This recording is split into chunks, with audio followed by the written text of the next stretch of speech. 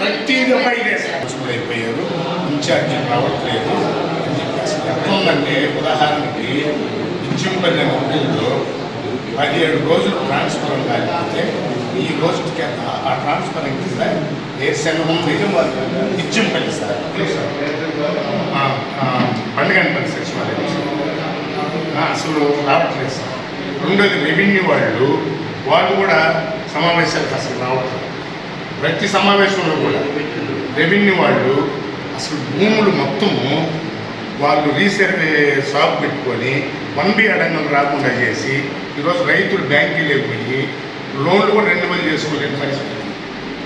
వాళ్ళు 1B తెమ్మంటున్నారు, లేకపోతే మీరు డబ్బులు కట్టండి అని చెప్పి బ్యాంకులో కేసులు పెట్టే పరిస్థితి వచ్చింది.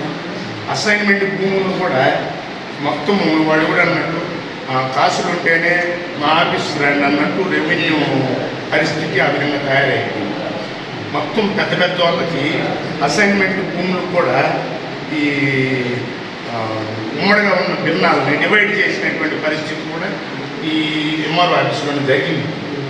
ఇప్పుడు ఉదాహరణకి బండగానిపల్లి పంచాయతీలో ఒక 200 ఎకరం అసైన్మెంట్ భూములు ప్రభుత్వం ఇస్తే ఈరోజు దాన్ని 10 సంవత్సరాల నాడు పెద్ద ఎత్తున పంచాయతీ ప్రజలందరూ ఆపుకొని ఇచ్చేస్తే ఈరోజు ఎవరో వచ్చి పెద్ద పెద్ద బుల్డోజర్లు పెట్టి మొత్తం తీస్తూ ఉన్నారు.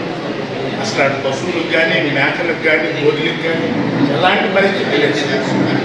ఇది 3వ దఫ సార్, వారం లేదని వారం 3వ దఫ.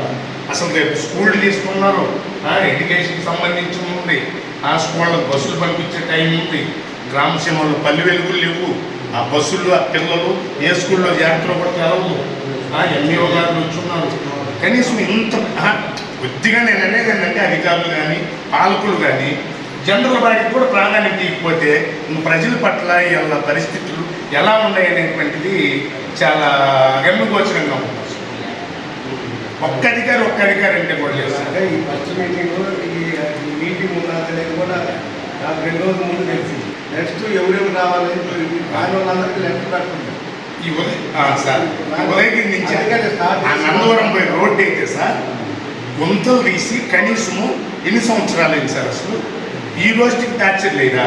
పత్రికా స్టేట్మెంట్ ఇదిగో వేసుకున్నాం, అదిగో గుంతలు కూడిపోతాయి, ఇదిగో వేసుకున్నాం, ఇంకా మీరేమీ అనుకోవద్దు.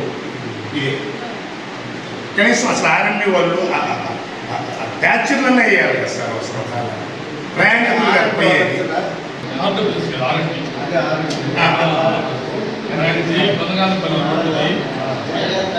మెటల్ రోడ్డు సర్ఫేస్లో 4 లక్షల రూపాయలు టెండర్ జరిగింది. ఈ ఊరు కాంట్రాక్టర్ కృష్ణారెడ్డి తీసుకున్నాడు. 1 వారంలో పని చేయిస్తాను. కానీ ఫారెస్ట్ వాళ్ళ సమస్యలతో ఎమ్మెల్యే గారు గౌరవ శాసనసభ్యుల వారు ఒక మనిషిని ట్రస్ట్ చేశారు. కలెక్టర్ గారిని కలిసి సర్వే చేసి దానికి 6 లక్షల రూపాయలు పెంచారు. తీసుకెళ్ళి ఆయన శాంక్షన్ చేయించారు. ఫారెస్ట్ రెవెన్యూగా గొడవలు పెట్టుకొని తేవాల్సి ఉంది. ఆ సమస్య వర్క్ వచ్చి 4 లక్షలు పెట్టాలండి సార్. మట్టి మాత్రం మట్టి ఆ రోడ్డు శాంక్షన్ అయితే చేయించలేక ఫారెస్ట్ రోడ్డు పర్మిషన్ లేదని అది క్యాన్సిల్ అయిపోయింది. మళ్ళా కొత్తగా నేను పిలిస్తే టెండరు ఆడ పని చేయించేవాడు ఫారెస్ట్ రోడ్లు ఆపేస్తాయి. ఈ ఫారెస్ట్ రోడ్లు అసలు మాకు వచ్చేసి మీరు వేసుకోలేదు కానీ వాళ్ళు కొంచెం జనరల్ బాడీలో జరగడం సార్. ఇదే సార్ కూడా ఉన్నాడు. పోయినసారి కూడా అయితే మా పూర్వీకులు సార్ ఎన్ని యాక్సిడెంట్లు మాత్రం పట్టించుకోవడం లేదు సార్. కావాలని జరుగుతుంది. కనీసం మొన్న టైగర్ జోన్ కింద పెట్టాలని పెద్ద పుల్లు ఉందని చెప్పి అదొక భయం కనిపించేసి కనీసం అసలు చర్చ నడవడం లేదు సార్. మేమైతే ముందుకు వచ్చాం, అందరూ రావాలి, బాధ్యత ఉంది కదా అనుకున్నాం. సమావేశాలకి